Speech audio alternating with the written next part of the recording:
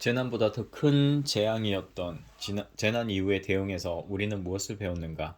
어떻게 준비해야 하는가? 굳이 세월호 얘기는 할 필요가 없겠다. 모든 이들의 마음속에 엄청난 상처를 남긴 그 재난. 그리고 그보다 훨씬 더 큰 재앙이었던 재난 이후의 대응의 말을 덧붙여 무엇할까? 우리는 재난이 개인의 삶을 앗아갈 뿐 아니라 사회 전체를 뒤흔들고 거대한 상흔을 남긴다는 것을 경험했다. 그리고 몇 년 후 경주와 포항에서 지진이 일어났다.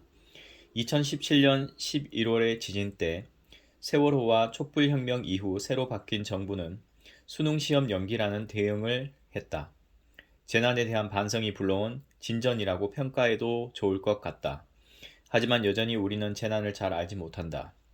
세계 곳곳에 여행을 다니는 한국인 관광객이 늘고 머나먼 지구 반대편에서 근무하거나 취재를 하거나 구호 활동을 하는 사람이 많이 생겨났지만 재난에 대처하는 법은 여전히 우리 머릿속에서 큰 자리를 차지하지 못한다. 내 경우에도 오래전 이라크 전쟁을 취재하러 가기 앞서 군부대를 방문해 방독면 쓰는 법, 지뢰를 피하는 법 등을 서너 시간 배웠지만 기억에 그리 많이 남아있지는 않다. 아프리카 대륙에 드나들 때에는 말라리아 약을 먹고 온갖 백신을 맞았지만 사실 세상 어디에서 어떤 식으로 재난이 내게 닥쳐올지 구체적으로 상상하고 준비해 본 적은 없다. 이 책의 저자는 재난이 일어났거나 일어날 수 있는 여러 곳을 다니며 경험을 쌓은 사람이다. 물론 글도 잘 쓴다. 하지만 이 책이 더 반가운 것은 저자의 경험과 글솜씨를 보고 배울 수 있다는 표면적인 이유 때문이 아니다. 세계가 하나로 이어져 있고 한국인의 생활 무대가 지구 전체로 넓어졌을 뿐 아니라 일상 속의 재난이 도처에 숨어 있는 시대에 충실하고도 재미있는 재난 대응 매뉴얼이 나온 것이다. 서점에 가보면 여행기들은 넘쳐나지만 이런 매뉴얼은 찾아보기 힘들다. 이제야 독자들은 뒤늦게나마 한글로 적힌 진짜 재난 대응 책자를 갖게 된 셈이다. 우스운 이야기처럼 들리겠지만 꽤나 여러 곳을 돌아다녀 본 편인 내게는 회전문 공포증이 있다. 보폭을 어떻게 해야 할지 몰라 회전문에 부딪히거나 혹은 센서를 작동시켜 멈춰버린 회전문 안에 갇힌 기억들이 있기 때문이다.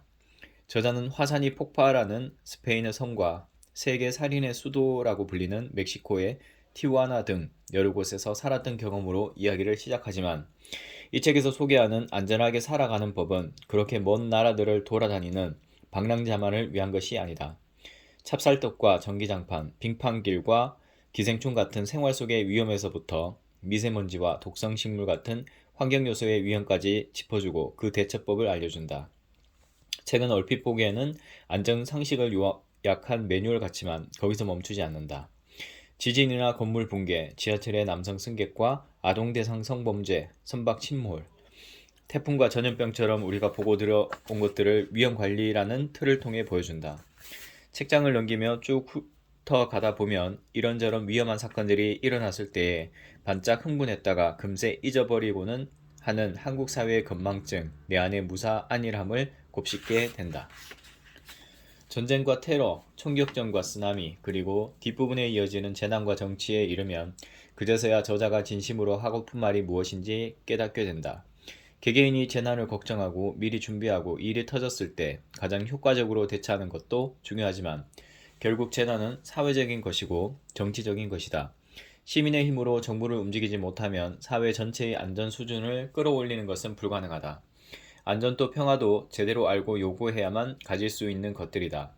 저자의 말처럼 재난에서 가장 중요한 것은 그 사회가 무엇을 대비하지 않았기 때문에 어떤 자연재해가 재난이 되었는가, 이 재난을 어떻게 극복해 다음에는 같은 재해에도 피해를 최소화할 수 있는가이기 때문이다.